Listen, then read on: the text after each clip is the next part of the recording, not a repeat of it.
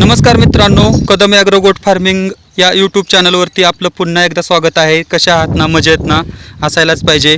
मी कदम ॲग्रोमधून केशव जाधव बोलत आहे। आपण बघत असाल हा आपला उस्मानाबादी शेळ्या आहेत, यांना 2 तास यांचे पाय मोकळं करण्यासाठी आपण चरायला सोडलेले आहेत। या ठिकाणी आपली 3.5 एकरावरती डाळिंबाची बाग आहे, त्याला फेशिंग आहे पूर्ण आणि त्याच्या त्या बाजूला आपलं हे आहे शेड मारलेलं आहे या बिजवडीच्या फार्मवर। तर तुम्ही बघत असाल या बागेमध्ये असं गवत माजलेलं आहे।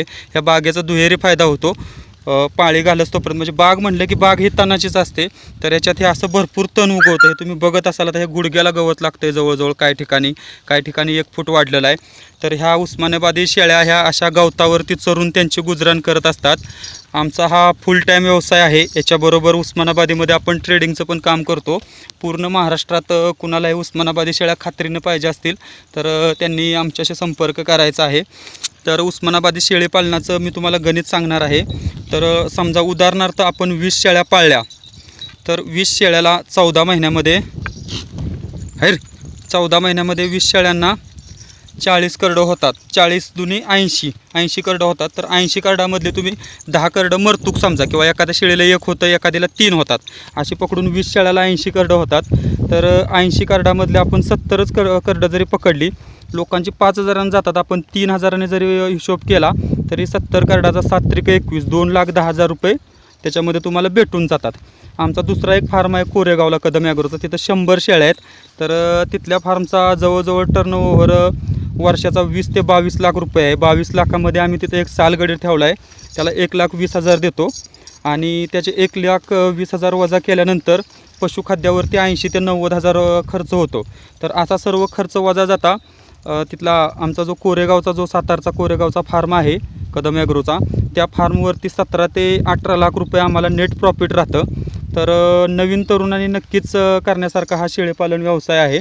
फक्त याच्यामध्ये कसं थोडंसं उस्मानाबादी शेळीच तुम्हाला याच्यातून तारू शकते। हे बाकीच्या ज्या आपण ज्या जाती आहेत परराज्यातून आणतो त्याच्यामध्ये आणतानाच आपली बऱ्यापैकी फसवणूक होते आणि त्या येताना शेळ्या चांगल्या असतात, तर नंतर हळूहळू त्या इगरायला चालू होतं, म्हणजे त्यांचं दुर्दशा त्यांची व्हायला चालू होते आणि आपण ज्या किमतीला घेतलं आहे तेवढ्या किमतीला आपला महाराष्ट्रातला शेतकरी ती शेळी विकू शकत नाही। त्याच्यापेक्षा हे उस्मानाबादी काळं सोनं आहे। तुम्ही बघत असाल बिट्टलला तोड देण्यासारखी ही पूर्ण प्रौढ वाढलेली ही पाहत असाल 4 दाती शेळी आहे। तर याच्यामध्ये हा सर्वांनी करण्यासारखा व्यवसाय आहे।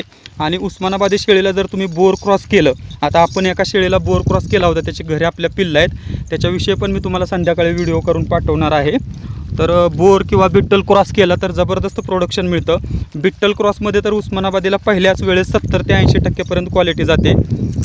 तर हा असा व्यवसाय आहे, म्हणजे तुम्ही दुसऱ्याची नोकरी ही नोकरी नसून तिला मराठीत शब्द आहे गुलामगिरी। पहिलं कसं लोक गुलाम असायची, फक्त त्याला आता ह्या पुण्या मुंबईतल्या लोकांनी त्याला नाव दिलं आहे नोकरी। तर ती नोकरी नसून गुलामगिरी आहे। तर ती गुलामगिरी करण्यापेक्षा हा असा थोडासा शेळीपालनाचा जर तुम्ही व्यवसाय केला, आता ह्या बागेला पूर्ण कंपाऊंड आहे, त्याच्यामध्ये आता 1 तास ते 1.5 तास यांना पाय मोकळं करायला सोडलं आहे ना, तेवढ्या वेळेतच ह्यांचं पोट भरतं आणि ह्यांचं पोट भरल्यानंतर याच्यामुळं काय होतं, आपण थोडंसं फिरवत असल्यामुळं आपला जो चाऱ्यावरचा खर्च आहे तो 0 आहे।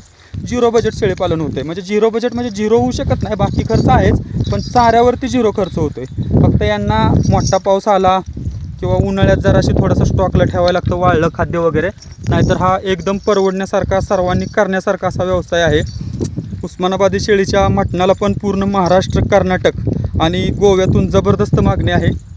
एकदम अतिशय रुचकर असं मटणासाठी ओळखलेली जात म्हणून आपण ओळखत असाल। आमच्या इथले बोकडं आम्हाला पुरत नाही, बाजारावरती सुद्धा न्यायला लागत नाही। आम्ही फलटणला एक दुकानवाला फिक्स केला आहे, तो आपल्याकडून उस्मानाबादीचे बोकड 300 रुपये किलोने पाहिजे एवढे बोकड तो आपल्याकडून घेऊन जातो।